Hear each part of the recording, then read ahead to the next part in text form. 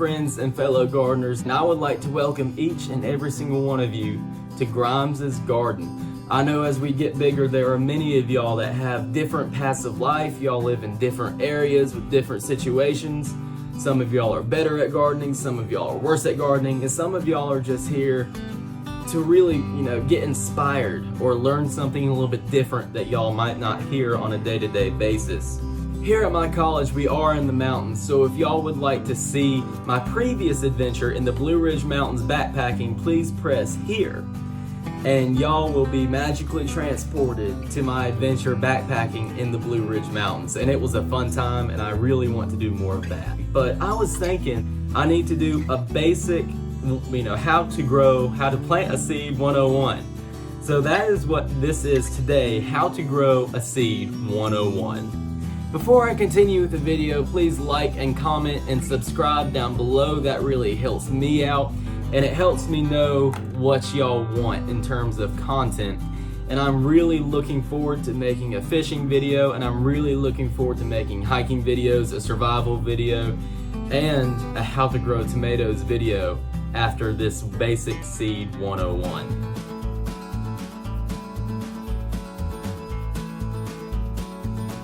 The first thing that you have to consider is how much sun or shade the seed needs. On the back of your seed packet, you'll see full sun, part sun, or full shade. Full sun means it needs 6 or more hours of daylight, part sun is about 4 to 6 hours, and full shade is less than 4 hours. So if it says full sun, it might need even more sun than 6 hours, such as okra that can require up to 8 hours of sun. So the key to this is to see if you have southerly exposure, because most vegetables need full sun, which means in most cases southerly exposure. The sun rises in the southeast and sets in the southwest. So if your plants have a southerly exposure, they will always get more sun than the plants that have a northerly exposure. The next thing that many people get confused about is germination rates and how many seeds do I plant? People are confused by how many seeds you plant and why you would plant multiple seeds in a hole. Well, I'll tell you why. It's because of something called the germination rate. And the germination rate is simply the percentage chance that your seed will sprout and develop. So, for example, if you were growing lettuce that had a 10% germination rate and you had 100 heads of lettuce and each of them required 1 foot of space, and you had 100 feet of space, and you planted one in each hole, that means you would have about 10 of them, or 10 feet of space, that would not be used because the seeds would die and not sprout. And those 10 feet would be wasted, and you would have to plant, and the seeds would be a week or 2 behind, and you don't want that. So what you want to do is you want to plant 2 or maybe even 3 seeds per hole. If you plant 2 seeds per hole, all of a sudden the chance of 1 lettuce being there is 99%. Because the more seeds you have in a hole, the lower percentage it is. And when you plant 3 in there, it's 99.9% chance that a head of lettuce will emerge out of the dirt. So this is where many beginners go awry, and that is how deep to plant the seed. Some of the beginners, they take their whole finger and stick the whole thing in and then plant the seed all the way down 2 or 3 inches. And that seed isn't never going to pop out.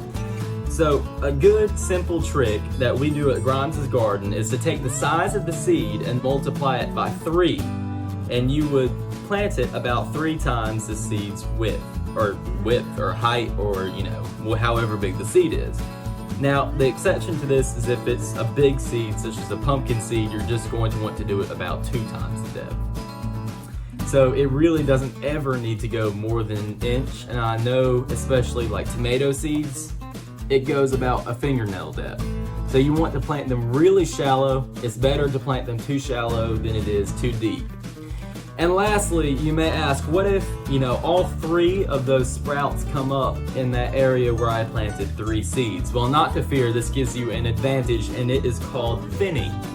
When gardeners or farmers talk about thinning, what they're doing is they're killing off the 2 or 3 weaker plants they have popping out of the same hole. So if you plant, say, 2 plants or 2 seeds inside of 1 hole, you'll have even more choices in order to find the best seed to leave there. And if you really want to, you can take that seedling you ripped up and you can replant it, and it might still survive.